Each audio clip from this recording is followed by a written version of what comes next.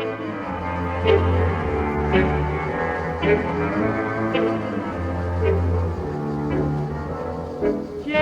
has been butler to Mr. B for 50 years. Come August 3, he'll remember the night of his master's tragedy. Master's best friend was a Mr. J. James didn't like him from the first day. He knew his type and the games they played. That night, James... St. Augustine is one of the only cities in the world that has bed and breakfasts that quite literally state that they are haunted. The most haunted out of every single one of those bed and breakfasts, which is kind of a hard thing to say because all of them are haunted, but the most haunted, allegedly, is the St. Francis Inn. This place was built in 1791. I was born in 2001. The most haunted room is allegedly Lily's room. Guess where I am? Guess which room I'm in. Lily's room. Lily's room. 'Cause why not? You kind of notice that the floor goes up here, but this door is it's super short. Like, I'm 5'3" and the door comes up to here on me. It's really short, but it says, "Please do not open." I'm only a little scared of what's in there. It's really cute. I mean, aside from the creepiness of, like, the whole alleged haunting, it's a cute room. Like, it's quaint. This freaks me out a lot. No offense to this guy if he's here, like, in spirit form, no offense, but, like, why is he staring right at the bed? Okay. Also, not a fan of this creepy closet in the corner. That's why I put my suitcase in front of it. It's a nice little bed. You have a TV with a cool, spooky dresser. You have the sink here right next to the bed. And then you have the bathroom. Yeah, it's a cute room, aside from the spookiness. I stopped by the lobby for a second, and funny enough, they actually sell ghost hunting supplies. They even have books that explain the haunted history of not only this place, but St. Augustine in general. Speaking of how haunted St. Augustine is, I thought I would take you guys along with me to explore the city a little bit. I grew up going to St. Augustine, and I even attended college here, so I know this place super, super well. So I thought I would take you along with me to some of my favorite stops. Love plays such funny games. Seems my best friend told her of another. I had no chance to deny. Currently on St. George Street, and I'm going to a bunch of the shops around here, but there is one shop here with ghost hunting equipment. Literally, they sell ghost hunting equipment. At the shop, they had a bunch of different types of spirit boxes, a REM pod, which can detect, movement around that device, then a bunch of different devices kind of adjacent to what a REM pod does, where it, senses motion. They have so many things, I can't even begin to describe what any of these do. Like, is this a music box? I'm into it. What is this? I want to use it. So on St. George Street, they also have something called the Old Schoolhouse, which traumatized me as a kid. I was so scared of the lady that popped out at the top of the old schoolhouse. And there she is at the top. She's so creepy. She's just staring. But once every 15 minutes or half hour, that window will open and she'll pop out. And as a kid, I was standing here peeing my pants. So scared. Over here to the left is the Huguenot Cemetery, which is where yellow fever victims are buried. The vibes the cemetery gives off are pretty heavy.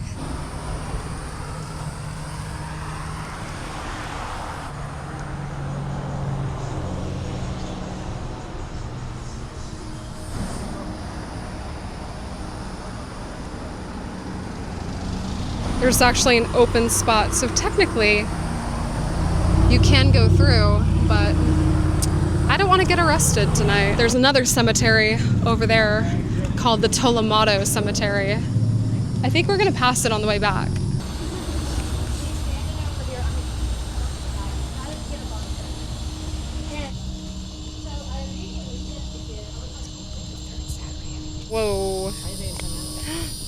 Yeah, why are they in timeout? They're in the corner. Never put baby in a corner. That's right. Parts of St. Augustine look so spooky at night. Like it kind of feels like New Orleans.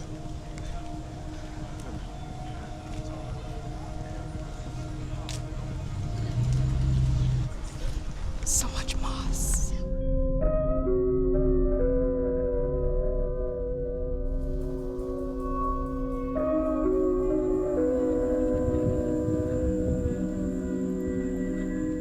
I just got back to the room after exploring St. Augustine a little bit. I think what I'm gonna do is I'm gonna take some flash photos in the room to see if I can catch anything on camera. I have like a little Canon camera with me, and I'm gonna turn all the lights off and we're gonna see if we can catch anything. I think the run of the night, I'm here alone, as you guys can tell, which is terrifying. I'm terrified. I'm gonna try to get into contact with Lily or anyone who might be in this room currently. But yeah, without further ado, let's start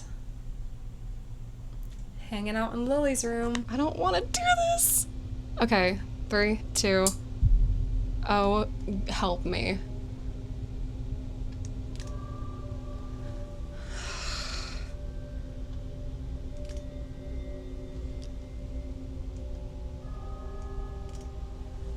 Okay, that's enough of that.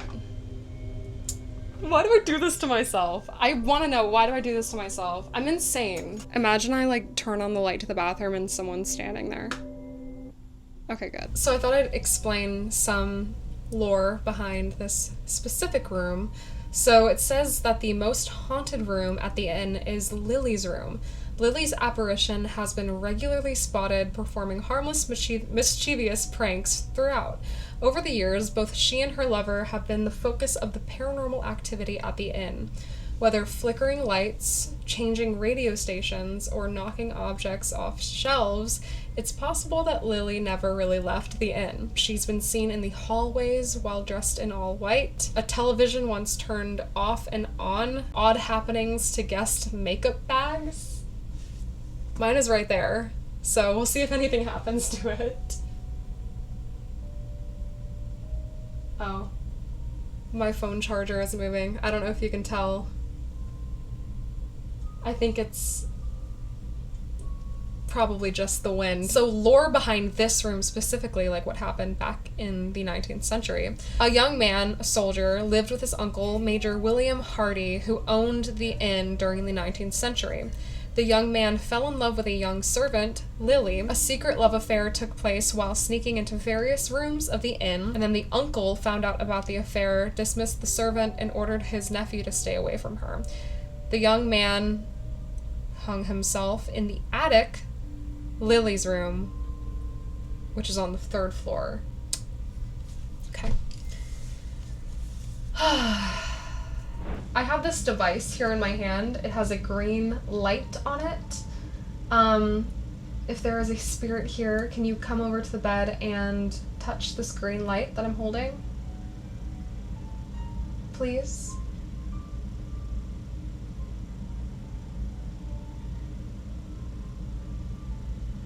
It watches from the dark. I just heard a tab when it said that. Who watches from the dark? Are you in the dark corner over there? I am filming with my night vision camera.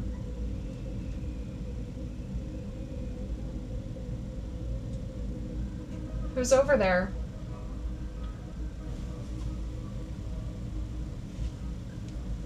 Oh.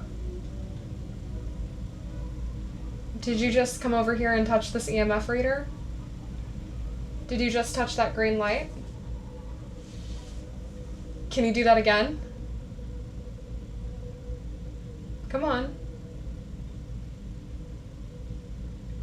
Can you touch that green light again? Come back again. Yeah, can you come back and touch this green light? It's like there's a spirit telling her to come back and touch the light. I'm not We live in the shadows. Okay. Where in the shadows? Is there a specific place in this inn that you like to stay?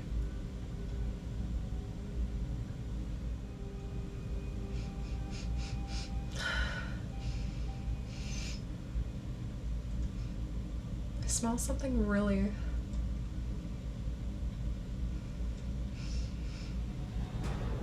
interesting. There was just like a waft of a smell that just came through the room, and I don't know what it was. It smells stinky. Okay, I'm about to leave the room and go explore the rest of the inn right now. Is there anything else you'd like to tell me? Can you use this device in my hand to communicate?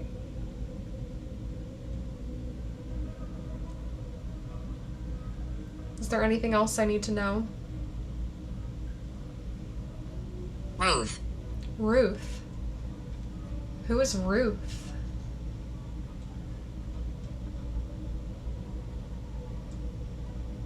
Okay, I'm gonna say goodbye if you don't want to tell me anything else.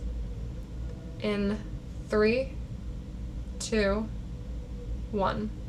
So I have been chilling in the room for a couple hours, and I just looked at the clock, and it is 12:35 at night. So it is officially midnight. Nothing has happened. Honestly, it's chill. I'm in the most haunted city's most haunted inn in the most haunted room, and we're chill. But the lobby is really creepy. I think I'm gonna go and explore the inn a little bit. It's said that people who have worked here have seen full body apparitions, and that's what I want to see. So we're gonna go downstairs and see if we can, see anything.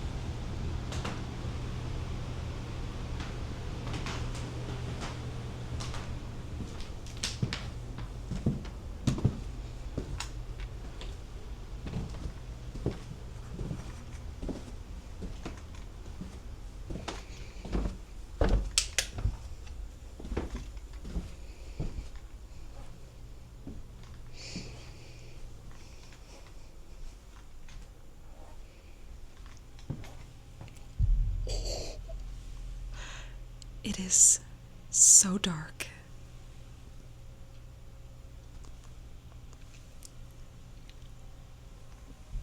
It is so dark in there. I'm a little spooked right now, not gonna lie. It is quite dark in that room. So that room is where they usually have the breakfast part of the bed and breakfast. It is so quiet here.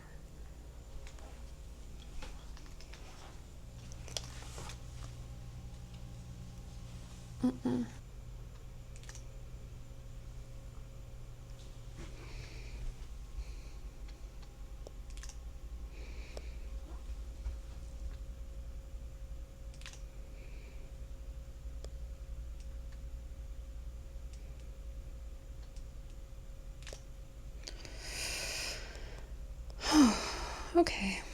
All right. It is weird down here. It is quite spooky, but I like it. It's really creepy.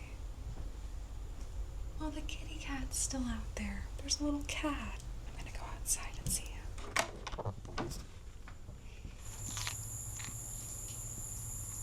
Hi. You want to come say hi? Psst, psst, psst, psst, psst. Oh my goodness. It's so warm for him outside. I feel so bad. But he has a nice little courtyard. And they feed him pretty well. They have a little bowl for food and some water outside.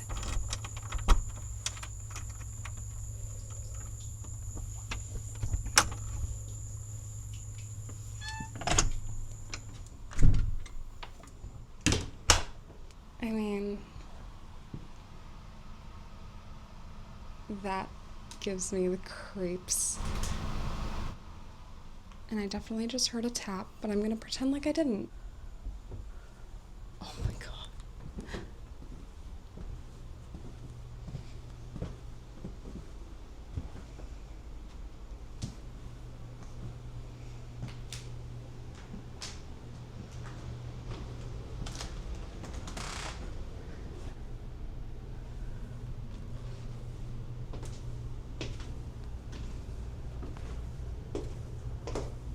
Slightly less creaky than the other stairs. Oh gosh. Oh, look at that. That looks like the shadow of a child.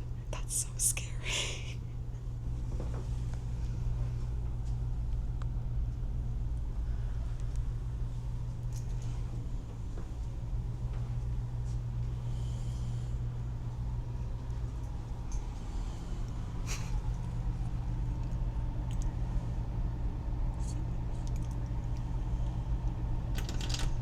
I'm gonna be honest, I kind of love the vibes. It's creepy, but not like malevolent creepy. I honestly might try to sleep because me and Lily, we're having a girls' night.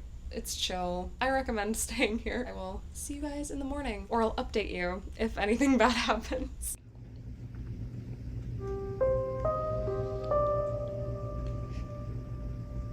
Good morning from Lily's room.